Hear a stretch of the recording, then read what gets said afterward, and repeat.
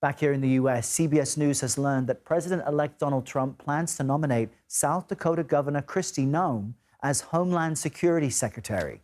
This comes as Trump has been moving quickly to fill out his cabinet, securing prominent figures for his key roles in his administration.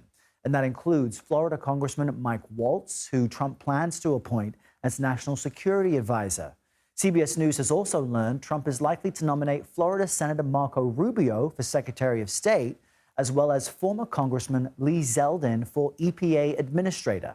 And as we reported yesterday, Congresswoman Elise Stefanik here of New York will be nominated for the U.S. Ambassador to the UN position.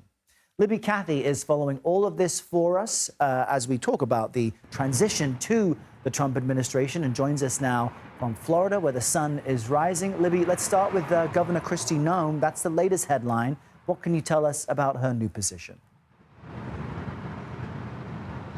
Yeah, good morning, Errol. Learning overnight that Kristi Noem, the South Dakota governor, has been tapped to lead the Department of Homeland Security.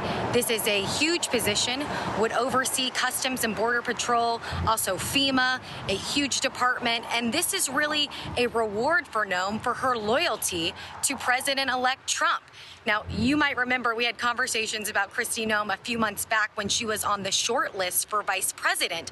She faced some backlash and was ultimately taken off that list after, in her book, her memoir she published, she received some backlash for revealing she killed her 14-month-old hunting dog.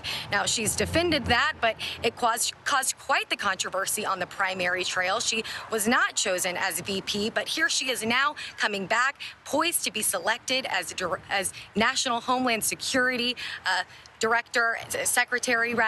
And yes, South Dakota Governor Kristi Noem, this is a reward for her loyalty to Trump. That is just one of the many names we are learning coming out of Mar-a-Lago across the Bay as Trump's transition is well underway, Errol. That's right. And Noem had explained that she included that detail about her dog to make the point that she can make difficult decisions. What do we know about the position of Secretary of State? Yeah, this is another big one we're learning overnight. Now, it's not official until we hear from President-elect Trump himself, but sources telling CBS News Marco Rubio, the Florida senator, expected to be tapped for Secretary of State, the nation's top diplomat. Now, this marks a long journey for Marco Rubio, who at one point was the subject of taunting by former President Donald Trump on the 2016 campaign trail. You probably remember on the debate stage calling him Little Marco.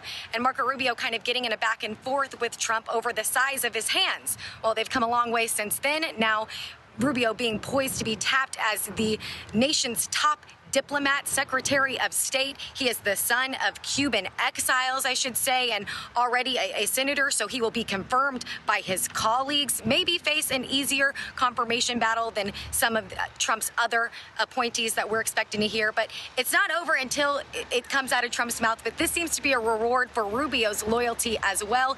He was on the campaign trail in those final days with former President Trump. We saw him as Trump was courting the Latino vote. So Marco Rubio, Kristi Noem, just two of the names that we are hearing come out of Mar-a-Lago behind me, Errol. That's right. Trump rewarding loyalty. I'm sure we'll see more of that in the weeks ahead. Libby Cathey, thank you.